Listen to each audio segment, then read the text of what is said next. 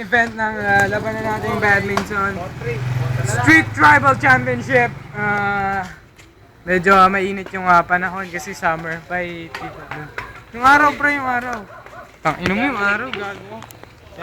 Tirik na tirik yung araw, so nakaubad na po yung mga players natin. Bali, nandito po tayo sa shore ng Makati. Medyo magagaling po yung players natin eh. Shoutout nga pala sa STI Clothing. Yeah. Video mo sila, wag ako pre. Ayan po si Matthew Ting, si Adam Luis Canibo. Medyo marami pong dumadaan. Video mo kasi wag ako pre, hindi naman.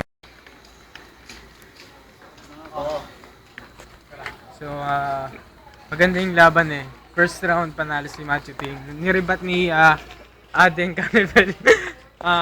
Bago ang lahat, shoutout nga pala sa STI Clothings. Umulit, STI Clothings.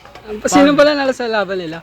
Medyo maganda yung tandem, may tandem nilang dalawa eh. Lamang lang ng ligo si Matthew Ting. Kasi pawis na eh. Si Luis Canibel kasi yan eh. May panaligo yan. Smoke by smoke.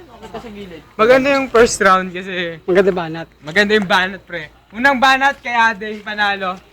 First round. Bibigay ko yung second round kay Matthew Ting. First round kay Adeng pre. Yung third round, medyo na-delay tayo dun ng konti kasi may nambabato ng bote. May nambabato ng bote dun. OT tayo, OT. OT? Oo, OT.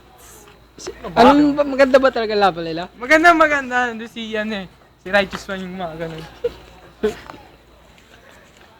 Ano nga pala? Dinard. Ikaw lang mag-OT. Anong maganda sa laban nila? Sa laban nila, galing ni Adeng. Hindi ko maisip kung bakit gano'n kagaling si Adeng eh. Sobrang galing na yung mga back. Round 1. Ano si Adeng ang panalo. Puro ngiti ang ginawa. Talo si ano?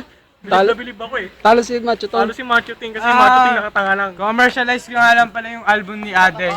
Yung Ikaw Lamang by Adeng. Ako Lang by Adeng. Tsaka Dahon by Adeng. Yung Mangga by Matthew Ting. Mangga. Pakinggan yan.